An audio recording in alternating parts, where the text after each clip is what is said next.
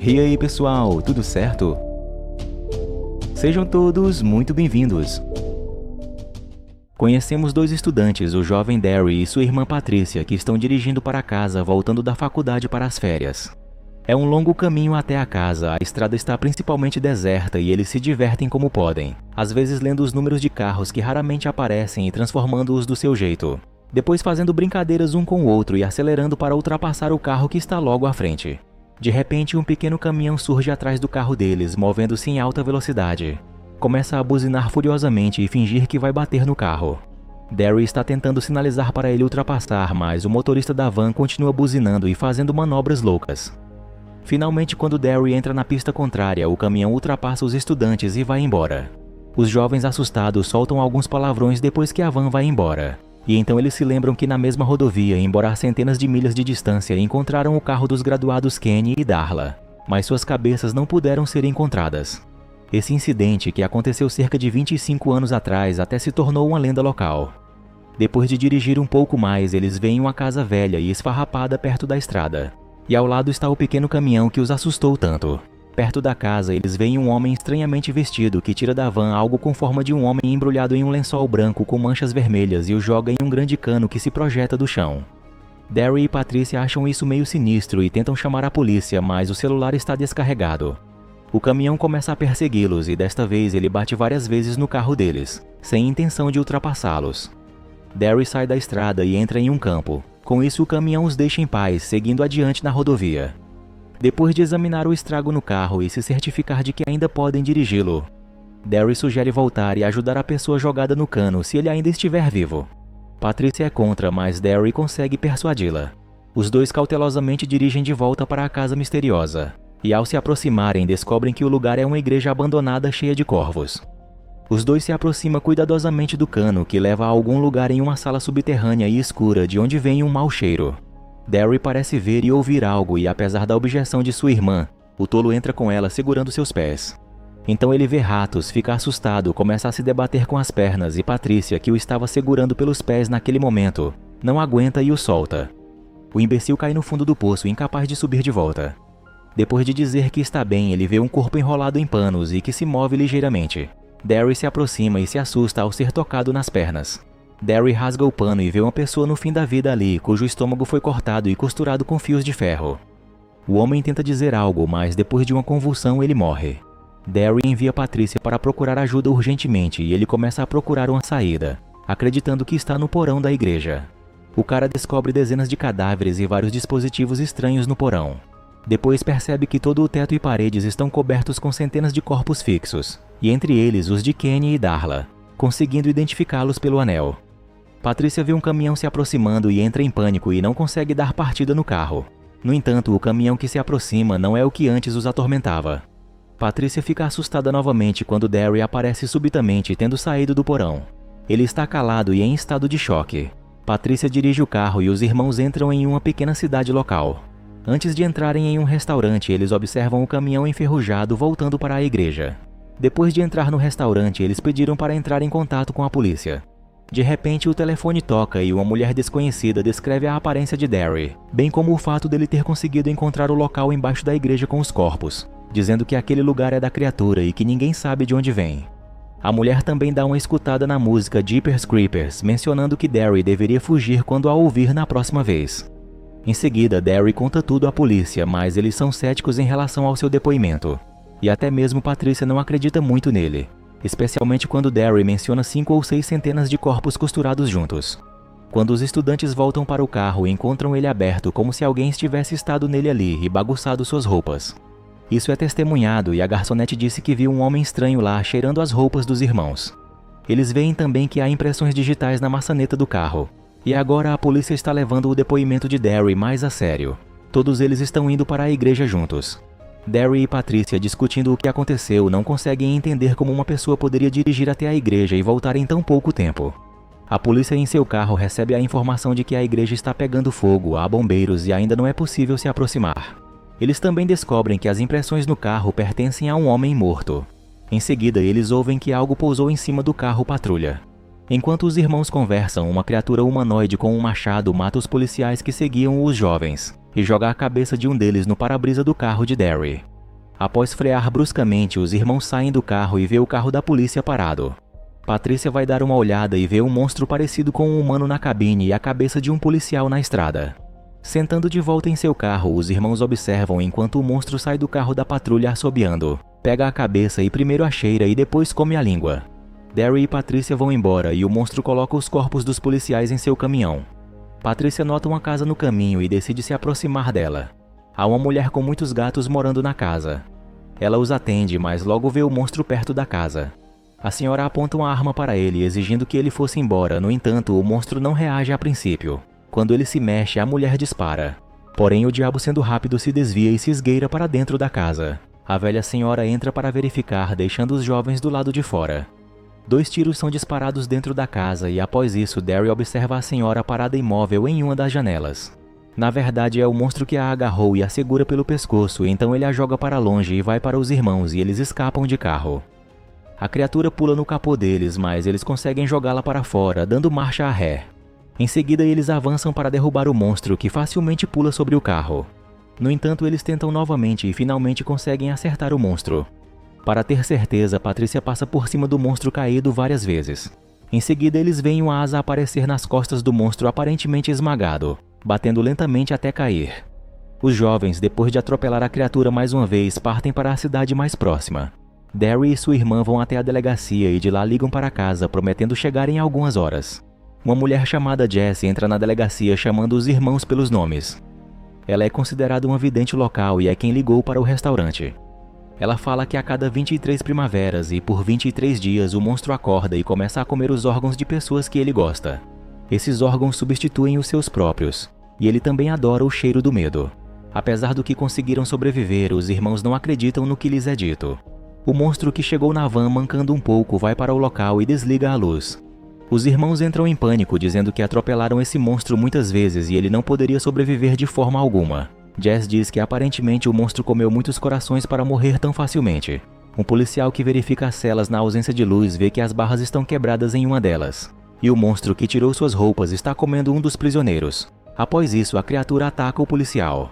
Os policiais estão tentando evacuar Patrícia e Derry para um local seguro. Um esquadrão de policiais rastreando o monstro o perde quando ele corre pela parede até o 2º andar, onde os jovens estão. No caminho, o monstro arranca o coração de outro policial. Jess tenta deter o monstro com uma oração, enquanto Patrícia e Derry escapam para o próximo andar, mas isso não ajuda. A coisa não gosta do cheiro dela, então a deixa viva. Os estudantes correm para a sala de interrogatório, mas não há saída. O monstro os observa através do vidro espelhado e então entra na sala. Ele os agarra e os cheira, mas Derry tem um cheiro mais atraente para ele. Com isso, ele deixa Patrícia para trás. Um esquadrão de policiais invade o local e se prepara para atirar. Patrícia tenta persuadir a criatura a levá-la em vez de seu irmão, mas ele abre suas asas, quebra a janela e voa embora com Derry. A garota então grita, olhando para o céu vazio. Na manhã seguinte, uma Patrícia devastada está na delegacia. Jess diz a ela que seus pais vieram buscá-la. Patrícia pergunta o que Jess realmente viu e ela responde que é apenas uma velha louca. Então Patrícia sai e olha para o céu novamente, notando um corvo voando. Ele voa para um antigo prédio de fábrica abandonado onde um monte de outros pássaros já está sentado, e é possível ouvir uma música que está tocando no gramofone. O lugar agora é onde o monstro vive e o mesmo está fazendo algo.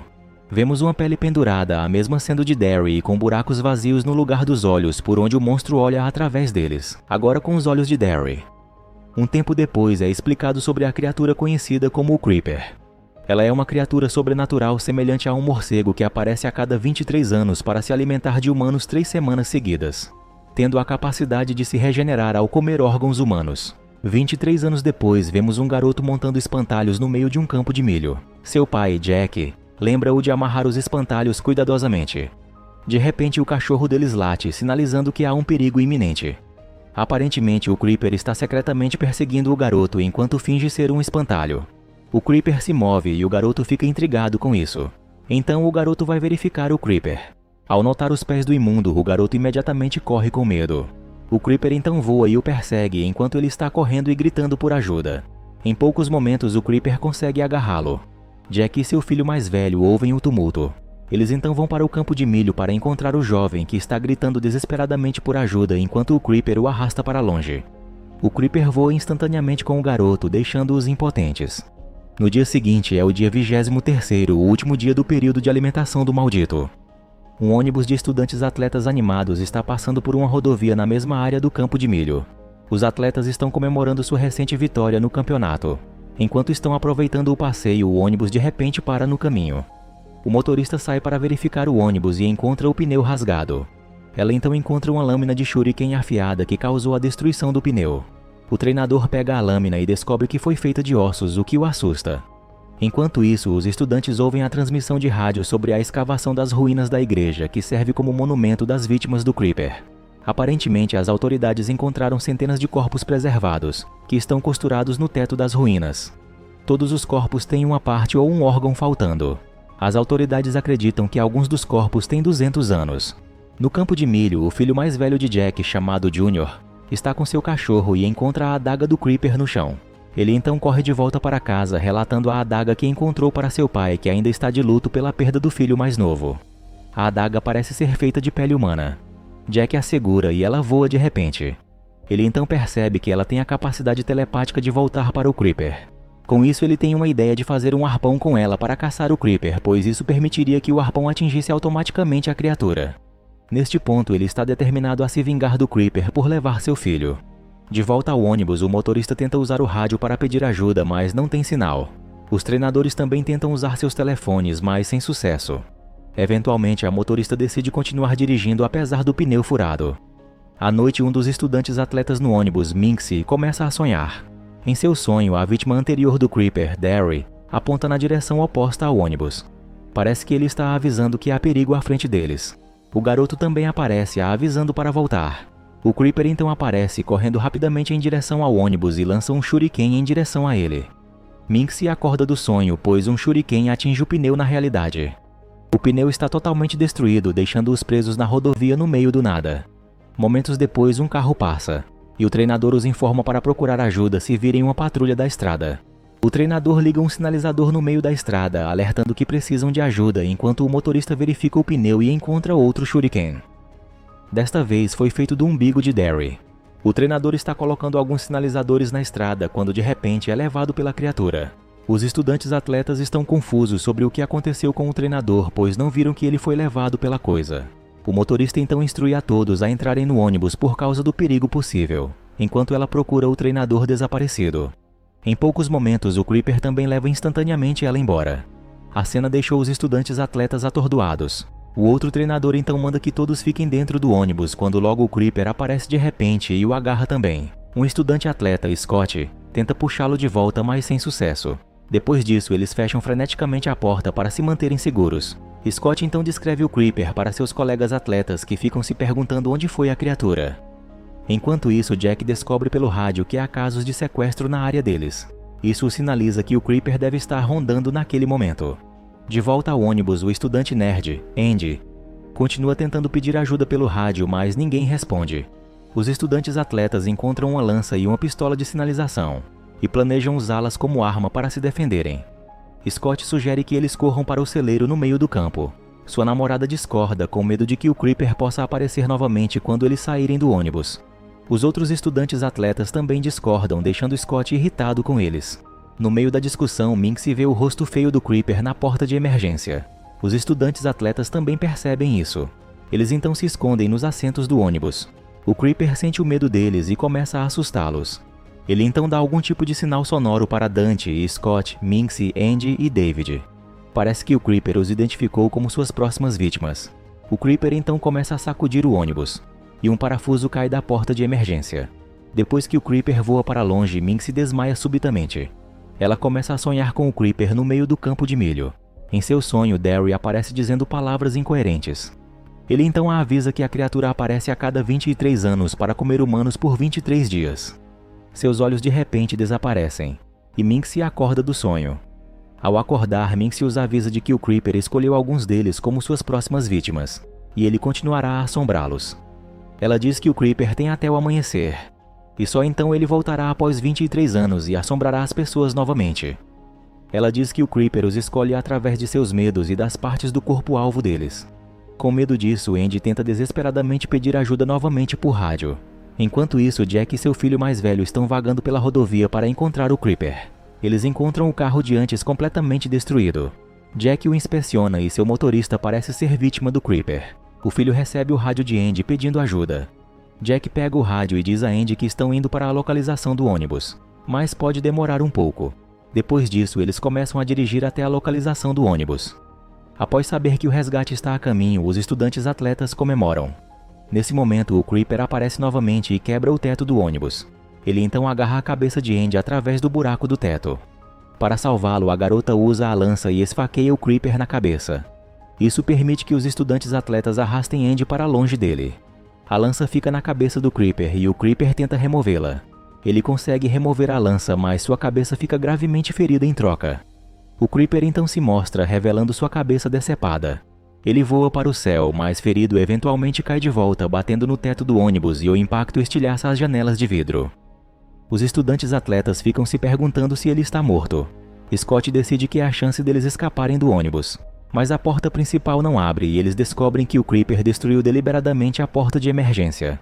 Eles então percebem que o Creeper quer prendê-los dentro do ônibus. Sua asa cai dentro do ônibus e Dante brinca com ela. A asa de repente se move, prendendo-o dentro dela.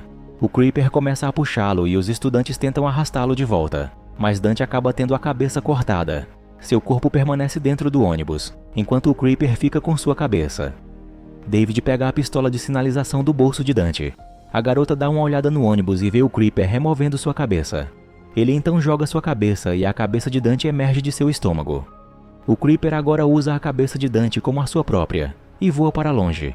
Scott abre a porta à força e decide separar o alvo do Creeper do resto do grupo. A ajuda está a caminho, mas ele acha que pode demorar muito. Ele então quer que o alvo do Creeper saia do ônibus para manter os outros a salvo. David fica irritado com ele e aponta que ele também estava entre os alvos do Creeper. David convence os outros a deixarem o ônibus para que o egoísta Scott possa ficar com o ônibus para si mesmo. Todos deixam o ônibus e Scott os segue para fora. Um aluno permanece dentro do ônibus e tranca sua porta. Eles então veem o Creeper voando por perto, então eles correm de volta para o ônibus. No entanto, sua porta está trancada. Sem escolha, todos correm pelo meio do campo. O Creeper joga um shuriken e atinge um estudante atleta na cabeça, matando-o instantaneamente. Enquanto isso, os outros continuam a correr. O Creeper joga uma adaga e acerta os braços de Scott, prendendo-o em uma árvore. David e os estudantes atletas vêm remover a adaga para libertá-lo. David consegue removê-la, mas o Creeper arrasta instantaneamente Scott para longe. Lá atrás, o estudante e seu amigo permanecem dentro do ônibus. Andy se esgueira para dentro e o Creeper aparece agarrando-o. Mas ele muda sua atenção para Jack, que acabou de chegar ao local com seu filho. Jack dispara o arpão e acerta o Creeper enquanto ele voa para longe. Na tentativa de escapar, o Creeper arrasta de volta o carro deles, que está conectado ao arpão. O Creeper consegue remover o arpão, fazendo-o cair de volta para o carro deles. Felizmente, ele não atinge o filho, que está dentro do carro. Jack prepara o arpão novamente, enquanto o Creeper se prepara para atacá-los de volta. O Creeper se aproxima deles e Jack atira o arpão, acertando-o novamente. Mas ele permanece vivo e voa para longe, ainda conectado ao arpão. A corda do arpão corta o teto do ônibus e arrasta de volta o carro. A corda se desconecta, permitindo que o Creeper voe livremente. Enquanto isso, David e seu amigo encontram um veículo acidentado. O amigo encontra a chave dentro e eles pegam o carro. Eles veem o Creeper se aproximando, então eles dirigem o carro em pânico. O Creeper rapidamente persegue o carro lento deles, querendo David, que está na parte de trás do carro. David dispara a pistola de sinalização para o Creeper, fazendo-o parar brevemente. Mas a criatura é muito rápido e ainda os alcança. O amigo, obrigado a encontrar uma maneira de salvar David, empurra a garota para fora do carro. Ele então para o carro repentinamente, fazendo o Creeper rápido atravessar o carro. Ele capota, mas todos conseguem sobreviver. David, parcialmente ferido, se levanta e encontra a asa do Creeper quebrada. O carro explode, fazendo o Creeper próximo se erguer. Ele sente os hormônios mal cheirosos de David e tenta persegui-lo. No entanto, percebe que seus membros estão quebrados. Apesar de seu estado ferido, ele consegue saltar em direção a David. O jovem, o vendo se aproximar, atira nele com a pistola de sinalização. No entanto, o Creeper ainda consegue pousar em cima de David e tenta devorá-lo. Para se salvar, David usa toda a sua força para impedi-lo. Enquanto o Creeper tenta desesperadamente mordê-lo, Jack chega à cena e atira no monstro com o arpão. O Creeper tenta se mover com um estado severo. Jack o apunhala, fazendo-o gemer de agonia. Jack continua a apunhalá-lo repetidamente, com raiva por ter levado seu filho mais novo embora. A coisa logo sangra até a morte e lança um olhar penetrante para Jack. enquanto seu corpo se dobra lentamente. O Creeper logo se dobra em um casulo e para de se mexer. Minxie diz que o Creeper ainda não está morto. Ele apenas parou de se mover porque o tempo dele acabou. Então Jack o apunhala novamente e diz que para ele parece morto. Os atletas sobreviventes mostram trauma em seus rostos, mas felizmente eles finalmente se reúnem após os eventos horríveis. O filme termina 23 anos depois. O Creeper está prestes a voltar à vida. Acontece que Jack manteve o corpo do Creeper e criou um monumento com ele. Ele transformou o monumento em um ponto turístico pago para as pessoas curiosas o verem. Ele descreveu o Creeper como um morcego gigante vindo dos quintos dos infernos. Um dia, um grupo de adolescentes visita a área e paga $5 cada para o filho adulto. Eles então entram no celeiro e encontram o corpo do Creeper na parede. O velho Jack senta ao lado de seu arpão apontado para o Creeper. Os adolescentes o entrevistam e ele narra como o matou usando seu arpão. Nesse momento, ele diz que está esperando lá por mais 3 dias. Aparentemente, o 23º dia da primavera está chegando novamente, e o Creeper voltará à vida de acordo com a lenda. No final, o velho Jack aguarda o renascimento da criatura, esperando ter a chance de matá-la mais uma vez com o seu arpão.